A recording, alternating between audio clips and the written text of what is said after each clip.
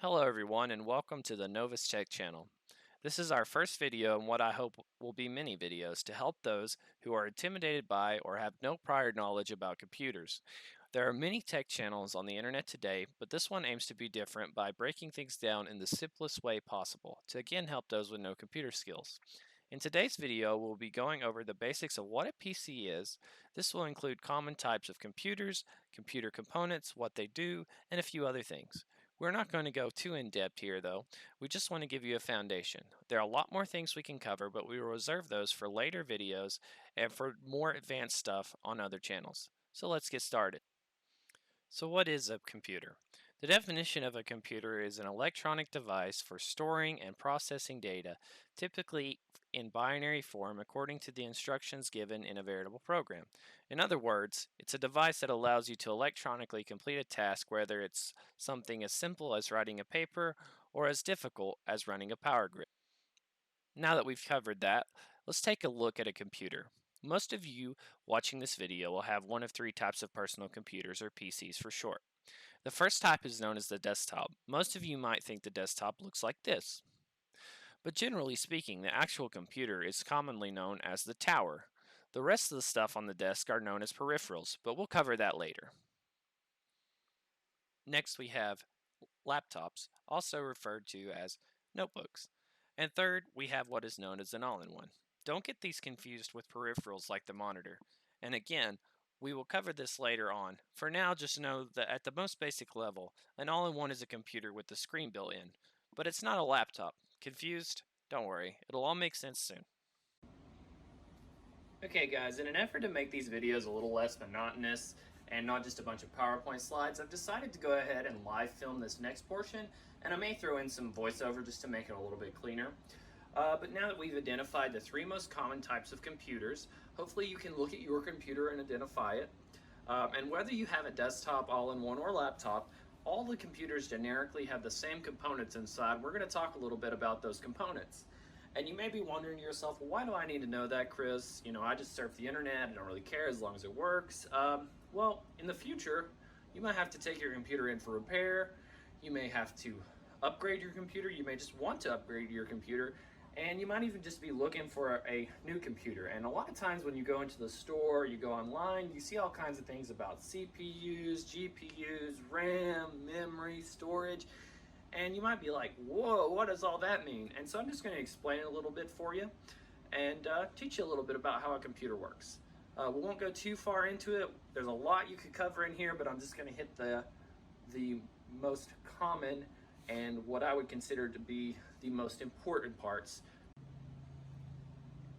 All right, guys, just a general overview one more time before I get started. This is for people who have little to no computer skills and just want to learn the basics.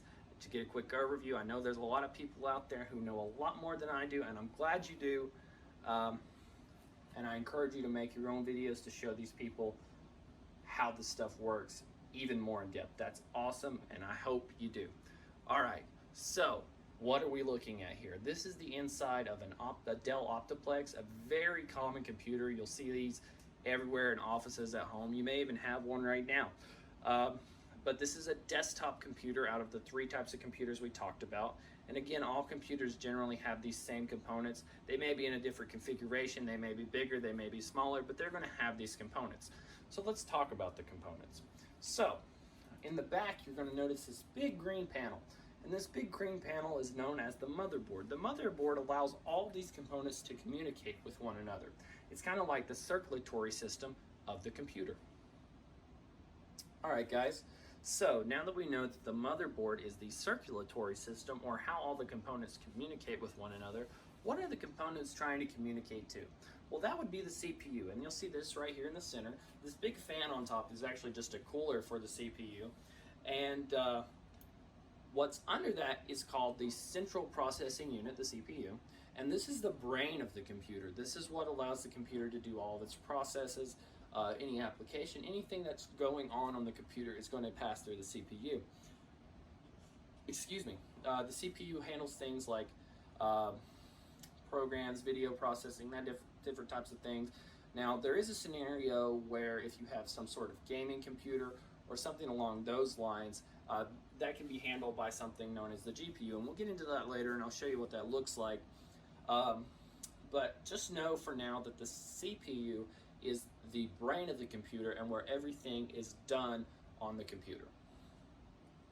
Okay, moving along, and the next component that we're going to talk about is probably the most overemphasized component of anybody who's trying to upsell you or doesn't know very much about computers. I don't know how many times that I've went in to fix an issue and people just are so convinced that what they need is more RAM, also known as random access memory. So the RAM kind of helps the CPU out. So whenever you launch a program, let's say you launch Google Chrome and Microsoft Word. Well, what's going to happen is that's going to come to the RAM and it's going to sit there, and the CPU is going to reach out and grab it as it needs it and process it. So generally, if you have more RAM, you can do more things at once. That's where the thinking comes along of, I need more RAM. And that could be true in most cases, but generally speaking, for example, in this computer right here, let's say I went out and bought the best, fastest gaming RAM and I put 2 slots or DIMMs in there. It's probably not going to do me much good because I'm going to be bottlenecked by the CPU. So all these components sort of work in unison, think of it that way. And if your CPU and your RAM aren't at an equivalent level, it's really not going to do you too much good to have more RAM or to have a better CPU or vice versa.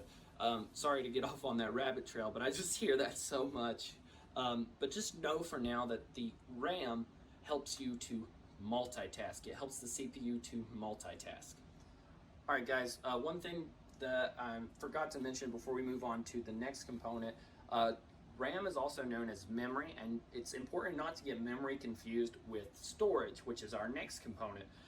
There are several different types of storage. The most common that you're going to see in your computer is either going to be what's known as a hard disk or an HDD, and all that means is that there's a revolving disk inside of the hard drive that spins, and that's how your data is stored.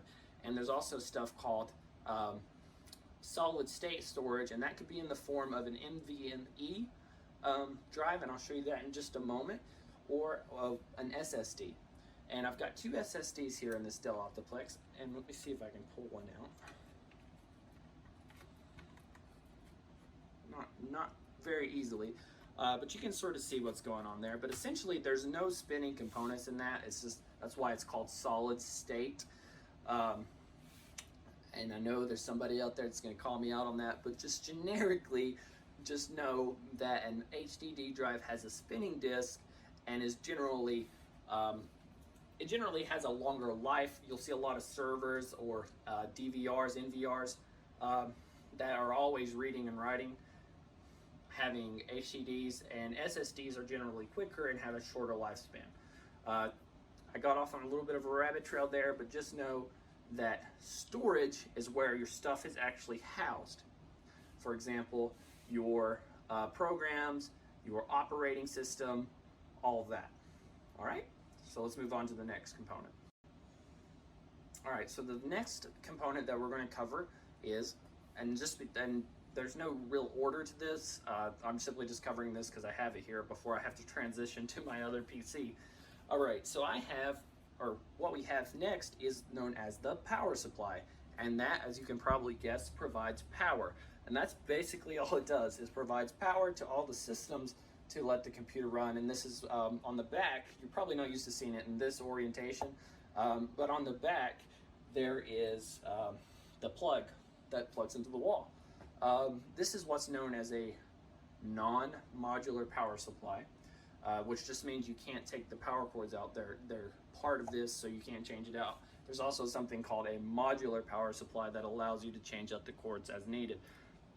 That's not necessarily something you need to know. I just thought it was an interesting fact. Just a few things I'm going to hit real quick before we move on to the next computer, so I can show you a GPU and an NVMe storage type. These are known as PCIe and PCI Express slots. These are just slots that allow you to put in things like video cards, sound cards, basically upgrades for your computer. Right here on the right, we'll have a disk drive, and that's just so you can put CDs. A lot of computers nowadays actually don't have disk drives, so this may be something that you don't even see on your computer. And now let's move on to the next thing. All right, guys, and don't be intimidated by all the flashing lights. That's just some LEDs just to make it look cool. This is what's known as a gaming PC.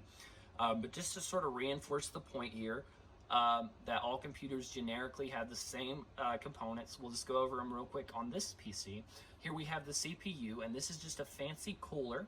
This is water cooling as opposed to air cooling, and that just keeps the CPU cool. And again, that's where all the processing is done.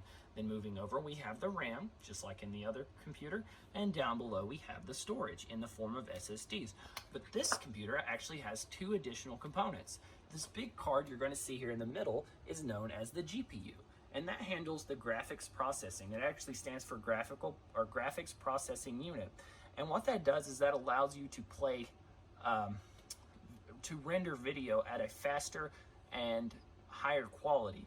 And so this is very common with video games. And in fact, your PlayStation or Xbox actually has a proprietary, and all that means is Xbox designed it specifically for, or whoever designed it specifically for that console, has a graphics card basically, and that allows it to process the games. So moving on in, you will see right there where it says Evo, that is the NVMe storage, and it is just, you can see right there it says SSD, and it's just another form of a solid state storage. And you can also see the extra PCI and PCIe Express slots. All right, guys, before we finish up here, I just want to talk about a few more things. So we've talked about the inside of the computer and how those, generically, how those components work to give us what we see on the screen. But without these things here on the back known as ports, it wouldn't do as much good because we couldn't tell the computer what to do, and the computer couldn't show us what it's doing. So we talked about the CPU and how that can handle some of the graphics processing. We also talked about graphics cards. And so I'm going to talk about these first two ports, which are display ports. And these in particular ports happen to be HDMI and, funny enough, DisplayPort. And your computer may have a bevy of different things, VGA, you can even have video over things like USB-C, and we won't even go into that too much. Just know that this is part of your motherboard, and that is how the video comes out of your computer. Now, if you have a graphics card, there will be a slot, and I'll try to not shake the camera too much. There will be a slot right in here. You can see these come out. And I could, for example, with those PCIe slots, I could slap in a graphics card, and then my video would come out of the graphics card. So, moving on along, down here at the bottom, and you'll have different ports on different computers, depending on what the computer is designed to do, or whether or not it's a laptop. In fact, a lot of laptops nowadays have hardly any ports. So we have 4 USB, which stands for Universal Serial Bus, and we have two types here. We have 2.0 and 3.0, and those are just ratings based on speed and what generation of the USB it is. And that allows for I/O devices, which stands for input-output devices, peripherals like keyboards, mice, and other things. And then to the right here, we have the Ethernet port.